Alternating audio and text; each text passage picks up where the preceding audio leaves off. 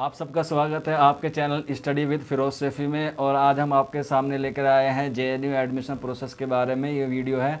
हम आपसे गुजारिश करते हैं कि इस वीडियो को अंत तक देखिए और बिना स्किप किए हुए देखिए, क्योंकि ये जेएनयू का एडमिशन जो है वो अदर यूनिवर्सिटी से थोड़ा अलग होता है, इसलिए लोगों को इसके बारे में जानकारी नहीं होती। मुझे भी बड़ी दिक्कत का सामना करना पड़ा था जब मुझे एडमिशन जेएनयू में हुआ था। तो इसलिए मैं ये वीडियो लाया हूँ कि जिन लोगों का सपना होता है जेएनयू में पढ़ने का वो पूरा हो जाए, वो टूटे ना, क्योंकि किसी सही नॉलेज ना होने की वजह से कुछ लोगों का एडमिशन रह जाता है। तो दोस्तों बने रहिए इस वीडियो के साथ। हम अब आपको पूरी इन्फॉर्मेशन देंगे इस वीडियो में। इस वीडियो को शुरू करने से पहले मैं आपको बताना चाहता हूं कि इस वीडियो को स्पॉन्सर किया है खिदमत फाउंडेशन ने, जो गरीब बच्चों को मुफ्त में पढ़ाती है। इस फाउंडेशन का लिंक मैं आपको डिस्क्रिप्शन में दे दूँगा, आप वहाँ जाके पूरी प्रक्रिया जान लीजिएगा। ठीक है दोस्तों, तो चलिए आइए शुरू करते हैं आज की इस महत्वपूर्ण वीडियो को, जिसका हमने टॉपिक है, जिसका हमने सेशन का नाम दिया है how to get admission in JNU, यानी कि जेएनयू में एडमिशन कैसे होता है उसके बाद का प्रोसेस। तो चलिए दोस्तों शुरू करते हैं यह टॉपिक। तो सबसे पहले स्टेप होता है जेएनयू में एडमिशन लेने का। आपको ऑनलाइन फॉर्म भरना होता है। ऑनलाइन फॉर्म 20 दिन के लिए अवेलेबल होता है उन जेएनयू की वेबसाइट पे। जेएनयू की वेबसाइट है www.jnu.ac.in। इस पर जाकर आप ऑनलाइन फॉर्म भर सकते हैं, या एनटीए भी फॉर्म भरवाता है, आप वहाँ से भी भर सकते हैं। ऑनलाइन फॉर्म भरने के 2 महीने बाद आपको एग्ज़ाम डेट मिलती है। एग्ज़ाम देने के बाद आपको कम से कम 1 महीने के अंदर ही पूरी एडमिशन प्रक्रिया पूरी कर लेता है जेएनयू।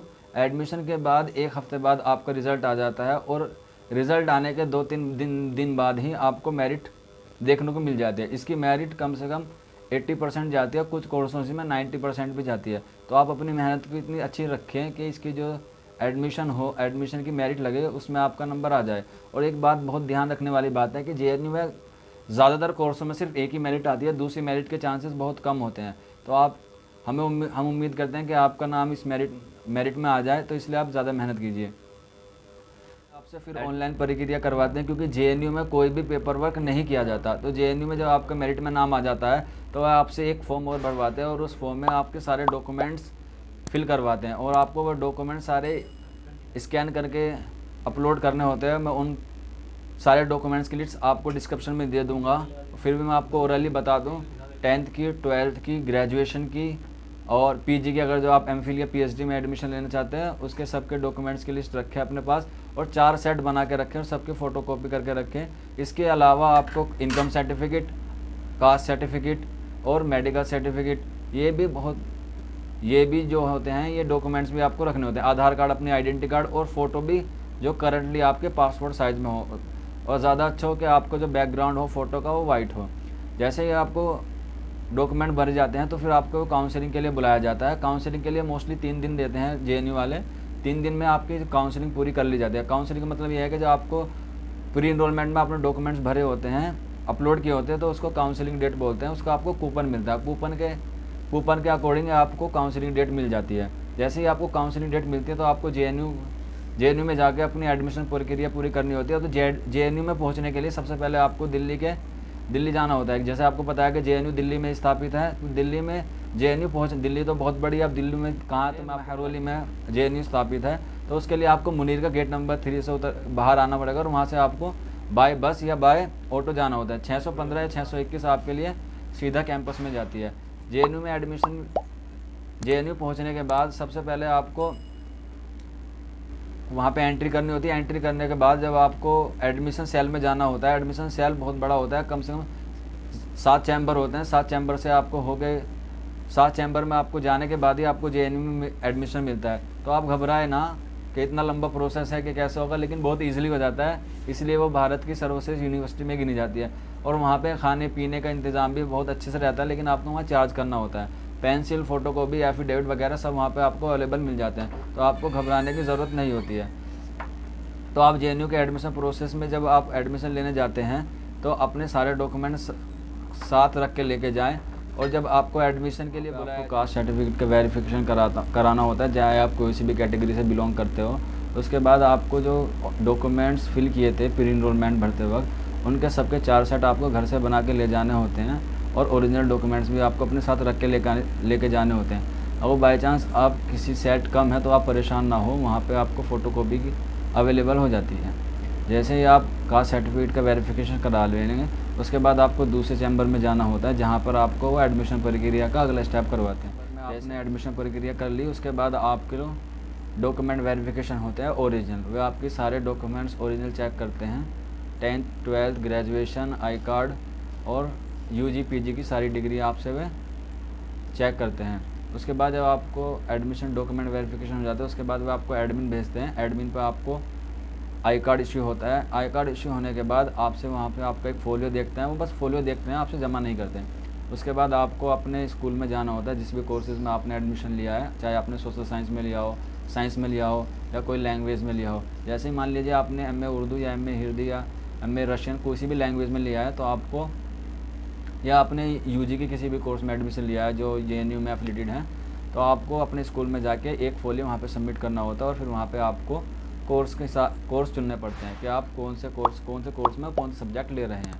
अलग कोर्स तो आप ऑनलाइन फॉर्म में भर देते हैं, लेकिन वहाँ पे आपको सब्जेक्ट चूज़ करने होते हैं। तो मैं आपको यहाँ पे एक बहुत महत्वपूर्ण बात बताना चाहूँगा। अगर जब आप वहाँ पे एडमिशन ले रहे हैं JNU में, और JNU में आपने एडमिशन ले लिया, आपने सब्जेक्ट चुन लिए, तो उसके साथ साथ आप एक किसी भी फ़ॉरेन लैंग्वेज में आप डिप्लोमा कर सकते हैं। तो जैसे ही आपको डॉक्यूमेंट वेरिफिकेशन हो जाता है, उसके बाद आपको हॉस्टल के चैम्बर में जाना होता है। अगर जो आपके फर्स्ट या सेकंड रैंक आई है तो आपको, और या फिर किसी अदर कास्ट से रिलेटेड रिजर्वेशन है, तो आपको वहाँ पे तभी हॉस्टल मिल जाता है।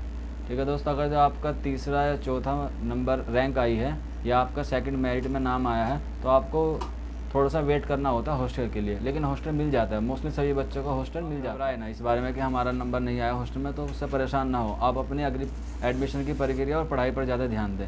तो आपको हॉस्टल मिलने के बाद आपको वहाँ पे एडमिन पे जाना होता है। एडमिन पे आपको वहाँ पे इशू करते हैं। इशू करने के बाद आपको अपने लैंग्वेज में जाना होता है, स्कूल में जाना होता है कि आपको कौन से डिपार्टमेंट में या कौन से स्कूल में आपने एडमिशन लिया है। आप जब जोन से आप अपने घर से लेके आए थे 4 फ़ोलियो, उसमें से 2 आपने एडमिशन प्रोसेस में दे दिए और 1 आपको यहाँ पे देना होता है स्कूल में। आपको मैं बता दूँ, स्कूल में एडमिशन लेने के वक्त आपको जब आप सब्जेक्ट चूज़ करते हैं, तो आपको मैं बता दूँ बहुत ही महत्वपूर्ण बात, आपको एक कोई सी भी फ़ॉरेन लैंग्वेज ले लेनी चाहिए, क्योंकि इससे बहुत फ़ायदा होता है।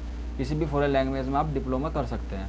तो स्कूल में फॉर्म जमा करने के बाद आपको अगला स्टेप होता है कि आप उस हॉस्टल में जाए जो आपको हॉस्टल अलॉट हुआ है। आप वहाँ पे अपना फ़ोलियो दें, आई कार्ड दें, और जो स्कूल से एक फ़ोलियो मिलता है वो आप वहाँ पे जमा कर दें। उसके बाद आपको हॉस्टल में रहने की इजाज़त मिल जाएगी। अब हॉस्टल की प्रक्रिया क्या होती है वो मैं आपको बता। हॉस्टल फ़ीस है वो बहुत ही कम है, इतनी ज़्यादा नहीं है, और अदर यूनिवर्सिटी के मुकाबले गवर्नमेंट यूनिवर्सिटी इसलिए इसमें कम है। लेकिन फिर भी मोस्टली पहले जब आप हॉस्टल अलॉट होता था 6,000 रुपये खर्चा आता है विदाउट मैस बिल। तो आपको मैस बिल आपको अगले महीने में देना होता है। तो इसकी हॉस्टल प्रक्रिया फिर मैं आपको किसी और वीडियो में, अगली वीडियो में आपको बता दूँ डिटेल में, क्योंकि वीडियो लंबी हो जाएगी, इसलिए मैं आपको बता दूँ। जैसे आपको हॉस्टल मिल जाएगा आप उसमें रहना स्टार्ट कर सकते हैं। आपका मैस बिल उसी दिन से चालू हो जाएगा। तो मुझे उम्मीद है कि दोस्तों आपको ये वीडियो बहुत अच्छी लगी होगी। आपके जो मन में डाउट होंगे वो सारे क्लियर होंगे। अगर फिर भी आपके मन में कोई सवाल है तो आप हमें कमेंट बॉक्स में बता सकते हैं या हमें व्हाट्सअप कर सकते हैं। हमारे जो नंबर है या ईमेल पे भी कर सकते हैं, वो हम आपको पूरे डिस्क्रिप्शन में दे देंगे। तो मैं आपको इस वीडियो को एंड करने से पहले मैं आपको एक बार और फिर याद दिला दूं कि आप इस वीडियो को स्पॉन्सर किया है खिदमत फाउंडेशन ने, जो गरीब बच्चों को मुफ्त में एजुकेशन देती है। मैं आपसे रिक्वेस्ट करता हूं कि एक बार आप जाके उस वेबसाइट को, हमारे चैनल को सब्सक्राइब करें। अगर जो हमारी वीडियो अच्छी लगी तो शेयर करें, और इस वीडियो को लाइक करें, और इस वीडियो को ज़्यादा से ज़्यादा शेयर करें, क्योंकि हमारा सही बच्चे जो प्रिपरेशन करते हैं उनके पास सही नॉलेज नहीं पहुंच पाती, सही इन्फॉर्मेशन नहीं पहुंच पाती, तो उनका ख्वाब JNU जैसे विश्वविद्यालय में पढ़ने का टूट जाता है। तो मैं आपसे गुजारिश करता हूं कि इस वीडियो को ज़्यादा से ज़्यादा शेयर करें कि किसी बच्चे की जो मेहनत है वो ज़ाया ना हो जाए। ठीक है दोस्तों, तो मिलते हैं अगली वीडियो में इसी उत्साह, इसी उम्मीद के साथ। तब तक अपने घर में सेफ रहिए, स्वस्थ रहिए, अपनों का ख्याल रखिए। जय हिंद।